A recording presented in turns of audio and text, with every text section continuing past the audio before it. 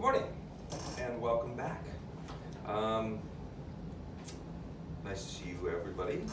I'm looking forward to having a chat with you all tomorrow around 10 a.m. I'll be sending out an email about that later on today.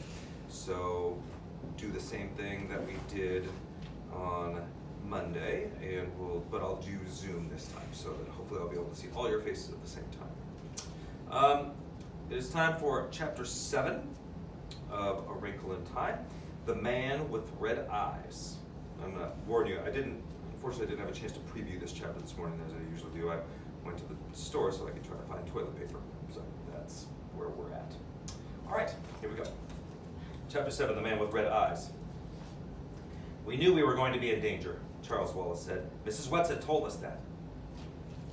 Yes, and she told us that it was going to be worse for you than for Meg and me, and that you must be careful.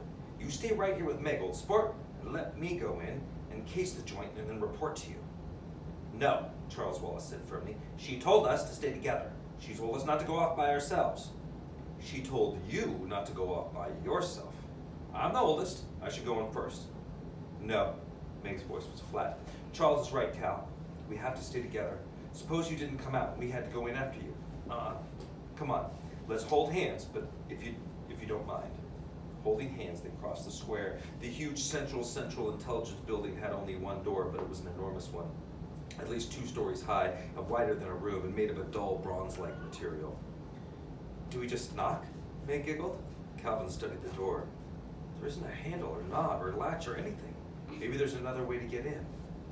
Let's try knocking anyhow, Charles said. He raised his hand, but before he touched the door, it slid up from the top to each side, splitting into 3 sections that had been completely invisible a moment before. The startled children looked into a great hall of dull, greeny marble. Marble benches lined 3 of the walls. People were sitting there like statues. The green of the marble reflecting on their faces made them look bilious. They turned their heads as the door opened, saw the children, looked away again. Come on, Charles said, and still holding hands, they stepped in. As they crossed the threshold, the door shut silently behind them. Meg looked at Calvin and Charles, and they, like the waiting people, were a sickly green. The children went up to the blank 4th wall. It seemed unsubstantial, as though one might almost be able to walk through it. Charles put out his hand. It's solid and icy cold. Calvin touched it too. Meg's left hand was held by Charles, her right by Calvin. She had no desire to let go of either of them to touch the wall. Let's ask somebody something, Charles led them over to one of the benches. Could you tell us what's the procedure around here? He asked one of the men. The men all wore nondescript business suits, and though their features were as different one from the other as the features of men on Earth, there was also a sameness to them. Like the sameness of people riding in a subway, Meg thought. Only on a subway, every once in a while, there's somebody different. And here, there isn't. The man looked at the children warily. The procedure for what? How do we see whoever's in authority? Charles asked. You present your papers to the A machine. You ought to know that, the man said severely.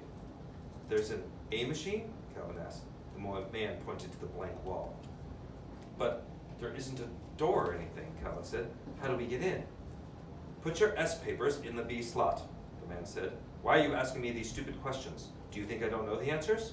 You better not play any games around here or you'll have to go through the process machine again, and you don't want to do that. We're strangers here, Calvin said. That's why we don't know about things. Please tell us, sir, who are you and what do you do? I run a number 1 spelling machine on the 2nd grade level. But what are you doing here now? What are you doing here now? Charles asked. I am here to report that one of my letters is jamming, and until it can be properly oiled by an F-grade oiler, there is danger of jammed mines. Strawberry jam or raspberry? Charles Wallace muttered. Calvin looked down at Charles and shook his head warningly. May gave the little boy's hand a slight, understanding pressure. Charles Wallace, she was quite sure, was not trying to be rude or funny. It was his way of whistling in the dark. You know what whistling in the dark means? No. Whistling in the dark is it's a phrase that people used to use more often. If you're scared, like say you were walking through a graveyard or something like that, you might whistle to make yourself feel better, to make you feel like you're not scared.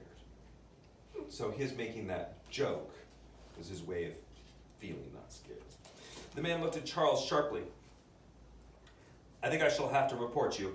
I'm fond of children due to the nature of my work, and I don't like to get them in trouble. But rather than run the risk of myself of reprocessing, I must report you.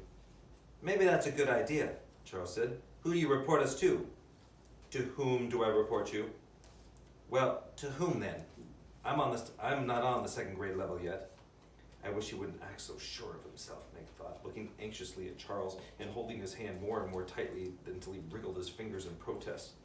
That's what Mrs. Whatsit said he had to watch, being proud. Don't, please don't, she thought hard of Charles Wallace. She wondered if Calvin realized that a lot of the arrogance was bravado. The man stood up, moving jerkily as though he had been sitting for a long time. I hope he isn't too hard on you, he muttered, as he led the children toward the empty fourth wall. But I've been reprocessed once, and that was more than enough, and I don't want to get sent to see it. I've never been sent to it, and I can't risk having that happen. There was it again. What was it? By the way, in their book, if you're not reading along, both letters are capitalized. It's bold, so it's not just the name of something, it's completely capitalized. The man took from his pocket a folder filled with papers of every color. He shuffled through them carefully, finally withdrawing one. I've had several reports to make lately. I shall have to ask for a requisition for more A21 cards. He took the card and put it against the wall. It slid through the marble as though it were being sucked in and disappeared. You may be detained for a few days, the man said, but I'm sure they won't be too hard on you because of your youth. Just relax and don't fight. It'll be much easier for you.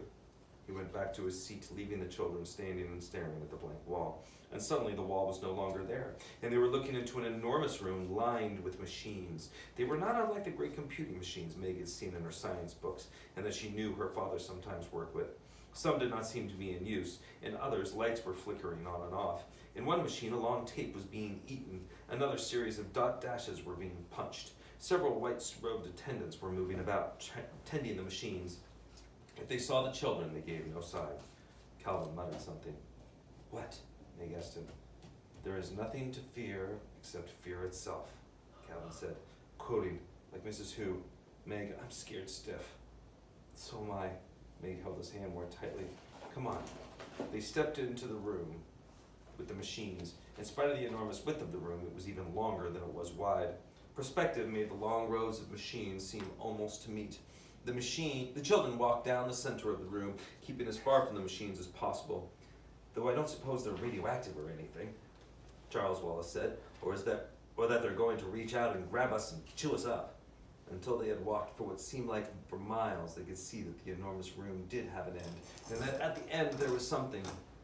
Charles Wallace said suddenly, and his voice held panic. Don't let go of my hands. Hold me tight. He's trying to get at me. Who? Meg squeaked. I don't know, but he's trying to get in at me. I can feel him. Let's go back. Calvin started to pull away. No, Charles Wallace said. I have to go on. We have to make decisions, and we can't make them if they're based on fear. His voice sounded odd and strange and remote.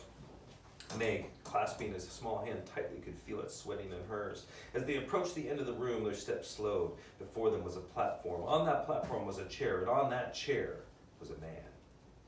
What was there about him that seemed to contain all the coldness and darkness they had felt as they plunged through the black thing on their way to this planet?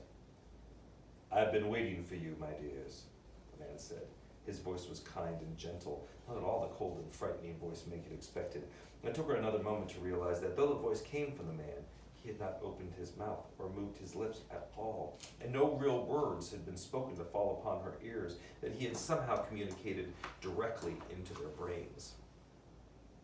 But how does it happen that there are three of you? The man asked. Charles Wallace spoke with harsh boldness, but Meg could feel him trembling. Oh, Calvin just came along for the ride. Oh, he did he? For a moment there was a sharpness to his voice that spoke inside their minds. Then it relaxed and became soothing again. I hope that it has been a pleasant one so far. Very educational, Charles Wallace said. Let Calvin speak for himself, the man ordered. Calvin growled, his lips tight, his body rigid. I have nothing to say. Meg stared at him in horrified fascination. His eyes were bright and had a reddish glow. Above his head was a light, and it glowed in the same manner as the eyes, pulsing, throbbing in steady rhythm. Charles Wallace shut his eyes tightly. Close your eyes, he said to Meg and Calvin. Don't look at the light. Don't look at his eyes. He'll hypnotize you. Clever, aren't you? Focus in your eyes would, of course, help, the soothing voice went on. But there are other ways, my little man. Oh, yes, there are other ways. If you try it on me, I shall kick you, Charles Wallace said. It was the first time Meg had ever heard Charles Wallace suggest violence. Oh, will you indeed, my little man? The thought was tolerant, amused, but 4 men in dark smocks appeared and flanked the children. Now, my dears, the words continued, I shall of course have no need of recourse to violence, but I thought perhaps it would save you pain if I showed you at once that what it would do you no good to try to oppose me. You see, what you will soon realize is that there is no need to fight me. Not only is there no need, but you will not have the slightest desire to do so. For why should you wish to fight someone who is here only to save you pain and trouble? For you, as well as the rest of all the happy, useful people on this planet, I, in my own strength, am willing to assume all the pain, all the responsibility, all the burdens of thought and decision. We will make our own decisions, thank you, Charles Wallace said. But of course, and our decisions will be one, yours and mine. Don't you see how much better, how much easier for you that is? Let me show you. Let us say the multiplication table together. No, Charles Wallace said. Once 1 is 1. Once 2 is 2. Once 3 is 3. Mary had a little lamb, Charles Wallace shouted. Its fleece was white as snow. Once 4 is 4. Once 5 is 5. Once 6 is 6. And everywhere that Mary with the lamb was sure to go. Once 7 is 7. Once 8 is 8. Once 9 is 9. Peter, pumpkin eater, had a wife and couldn't keep her. Once 10 is 10. Once 11 is 11. Once 12 is 12. The number words pounded insistently against Meg's brain. They seemed to be boring their way into her skull. Twice 1 is 2. Twice 2 is 4. Twice 3 is 6. Calvin's voice came out as an angry shout. 77 years ago, our forefathers brought upon this continent a new nation, conceived in liberty and dedicated to the proposition that all men are created equal. Twice 4 is 8. Twice 5 is 10.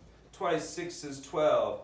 Father! Meg screamed, Father! The scream, half involuntary, jerked her mind back out of darkness. The words of the multiplication table seemed to break up into laughter. Splendid, splendid.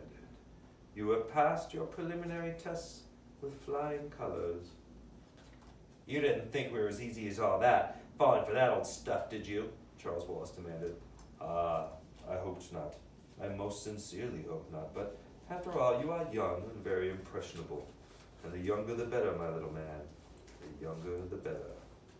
Meg looked up at the fiery eyes, at the light pulsing above them and then away.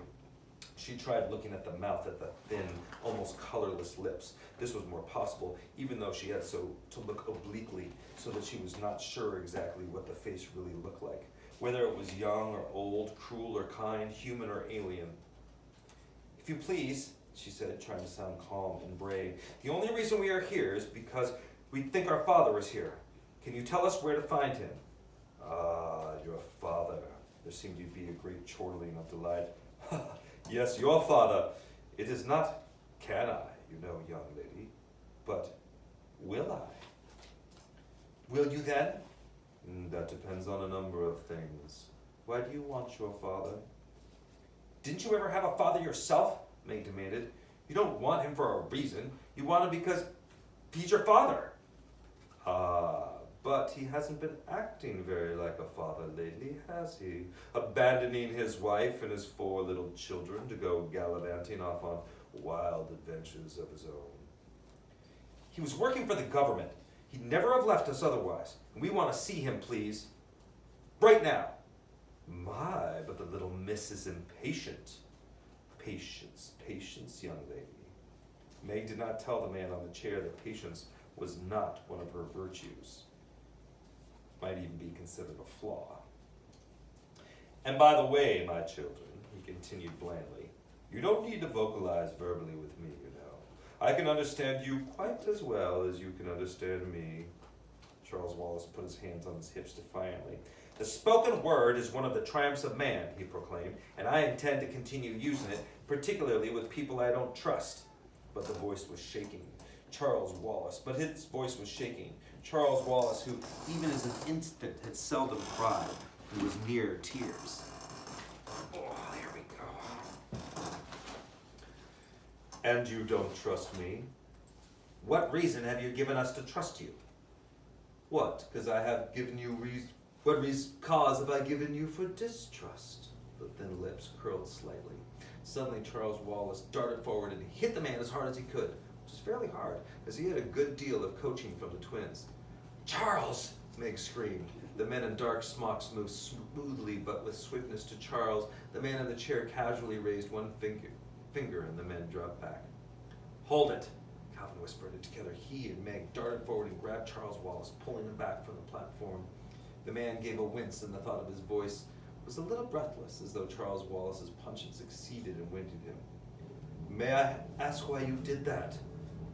Because you aren't you, Charles Wallace said. I'm not sure what you are, but you, he pointed to the man on the chair, aren't what's talking to us. Sorry if I hurt you. I didn't think you were real. I thought perhaps you were a robot because I don't feel anything coming directly from you. I'm not sure where it's coming from, but it's coming through you. It isn't you. Pretty smart, aren't you? Thought asked. And Meg had an uncomfortable feeling that she detected a snarl. It's not that I'm smart, Charles Wallace said, and again Meg could feel the pain of his palm of his hand sweating inside hers. Try to find out who I am then, the thought probed. I have been trying, Charles Wallace said, his voice high and troubled. Look into my eyes. Look deep within them and I will tell you. Charles Wallace looked quickly at Meg and Calvin, then said as though to himself, I have to. He focused his clear blue eyes on the red ones of the man in the chair. Meg looked not at the man, but at her brother. After a moment it seemed that his eyes were no longer focusing. The pupils grew smaller and smaller, as though he were looking into an intensely bright light, until they seemed to close entirely, until his eyes were nothing but an opaque blue. He slipped his hand out of Meg's and Calvin and started walking slowly toward the man on the chair. No! Meg screamed, no! But Charles Wallace continued his slow walk, and she knew that he had not heard her. No! She screamed again and ran after him.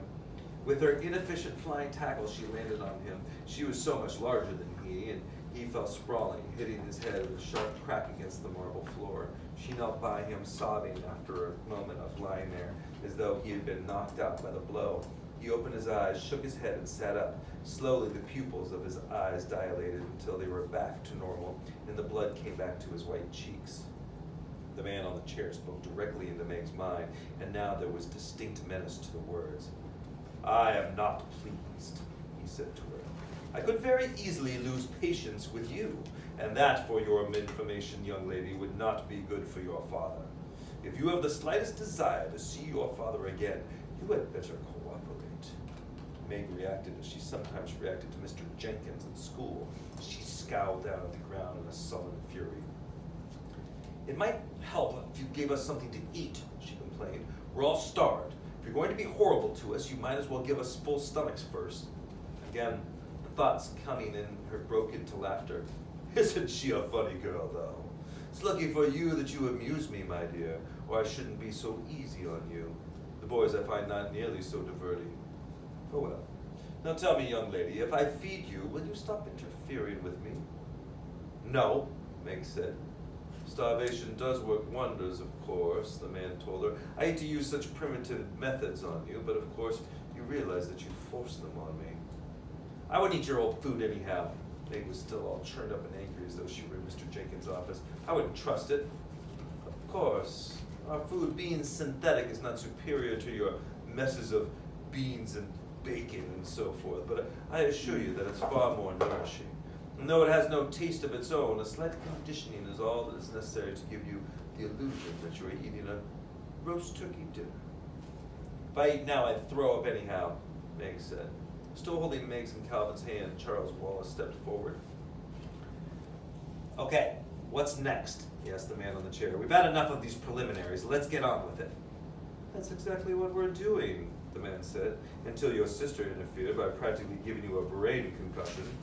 Shall we try again? No, Meg cried. No, Charles, please, let me do it, or Calvin. But it is only the little boy whose neurological system is complex enough. If you tried to conduct the necessary neurons, your brains would explode. And Charles wouldn't. I think not. But there's a possibility? There's always a possibility. Then he mustn't do it. I think you will have to grant him the right to make his own decisions. But Meg, with the dogged tenacity that so often caused her trouble, continued. You mean Calvin and I can't know who you really are? Oh, no, I didn't say that. You can't know it in the same way, nor is it as important to me to have you know. Ah, here we are. And from somewhere in the shadows appeared 4 more men in dark smocks carrying a table. It was covered with a white cloth, like the table used by room service at hotels, and held a metal hot box containing something that smelled delicious, something that smelled like turkey dinner. There's something phony in the whole setup, Meg thought. There is definitely something rotten in the state of Camazotz. Again, the thought seemed to break into laughter. Of course it doesn't really smell, but isn't it as good as though it really did? I don't smell anything, Charles Wallace said. I know, young man, and think how much you're missing. This will all taste to you as though you were eating sand, but I suggest that you force it down. I'd rather not have your decisions come from the weakness of an empty stomach. The table was set up in front of them, and the dark smocked men heaped their plates with turkey and dressing, mashed potatoes and gravy, little green peas with little big yellow blobs of butter melting in them, and cranberries and sweet potatoes topped with gooey brown marshmallows, and olives and celery and rosebud radishes, and Meg felt her stomach rumbling loudly. The saliva came to her mouth. Oh, Jiminy, Calvin mumbled. Chairs appeared, and the 4 men who had provided the feast slid back into the shadows. Charles Wallace freed his hands from Meg, and Calvin plunked himself down on one of the chairs. Come on, he said. If it's poisoned, it's poisoned, but I don't think it is. Calvin sat down. Meg continued to sand indecisively. Calvin took a bite. He chewed. He swallowed. He looked at Meg. If this isn't real, it's the best imitation you'll ever get. Charles Wallace took a bite, made a face, and spit out his mouthful. It's unfair, he shouted at the man. Laughter again. Go on, little fellow. Eat. Meg sighed and said, I don't think we should eat this stuff, but if you're going to, I'd better too. She took a mouthful. Tastes all right. Try some of mine, Charles. She held out a forkful of turkey. Charles Wallace took it, made another face, but managed to swallow. Still tastes like sand, he said. He looked at the man. Why? You know perfectly well why. You've shut your mind entirely to me. The other 2 can't. I can get in through the chinks. Not all the way in, but enough to give them a turkey dinner. You see, I'm really just a kind, jolly old gentleman. Ha! Charles Wallace said. The man lifted his lips into a smile, and his smile was the most horrible thing Meg had ever seen. Why don't you trust me, Charles? Why don't you trust me enough to come in and find out what I am? I am peace and utter rest. I am freedom from all responsibility. To come in to me is the last difficult decision you need ever make. If I come in, can I get out again? Charles Wallace asked. Of course, if you want to, but I don't think you will want to. If I come, not to stay, you understand, just to find out about you, will you tell us where Father is? Yes, that is a promise. I don't make promises lightly. Can I speak to Meg and Calvin alone without you listening in? No. Charles shrugged. Listen, said to Meg and Calvin. I have to find out what he really is. You know that. I'm going to try to hold back. I'm going to try to keep part of myself out. You mustn't stop me this time, Meg. But you won't be able to, Charles. He's stronger than you are. You know that. I have to try. But Mrs. Whatsit warned you. I have to try. For Father, Meg, please. I want to know my father. For a moment, his lips trembled. Then he went back in control. But it isn't only Father, Meg. You know that now. It's the black thing. We have to do what Miss Witch sent us to do. Calvin, Meg begged, but Calvin shook his head. He's right, Meg. We'll be with him no matter what happens. But what's going to happen? Meg cried. Charles Wallace looked up at the man. Okay, he said. Let's go. Now the red eyes of the light above him seemed to bore into Charles, and again the pupils of the little boy's eyes contracted, and when the final point of black was lost in blue, he turned away from the red eyes, looked at Meg, and smiled sweetly, but the smile was not Charles Wallace's smile. Come on, Meg, eat this delicious food that has been prepared for us. Meg snatched Charles Wallace's plate and threw it on the floor so that the dinner splashed about and the plate broke into fragments. No, she cried, her voice rising shrilly. No, no, no! From the shadows came one of the dark-smocked men and put another plate in front of Charles Wallace, and he began to eat eagerly. What's wrong, Meg? Charles Wallace asked. Why are you being so belligerent and uncooperative? The voice was Charles Wallace's voice, and yet it was different, too, somehow flattened out, almost as a voice might have sounded on the two-dimensional plane. Meg grabbed wildly at Calvin, shrieking, That isn't Charles! Charles is gone! You all are reading dystopian novels now, and as you know, it starts off with, some of them start off with this idea of something of a perfect world, or something where there seems to at least be perfect order. If you think of The Giver, or even, as I learned, Maze Runner, there's a certain order to the, I know how much you love it, Ava. There's a certain order to the existence that they have. And I want you to think about and maybe respond to, what is the order in this existence? How is it similar to The Giver in terms of some of even the words that they use, or the way The Giver kind of takes things on? If you were listening carefully, you will have heard some stuff. So in your responses, I'd love to hear you compare it to The Giver or compare it to a dystopia in whatever ways that you think are interesting. Thanks so much.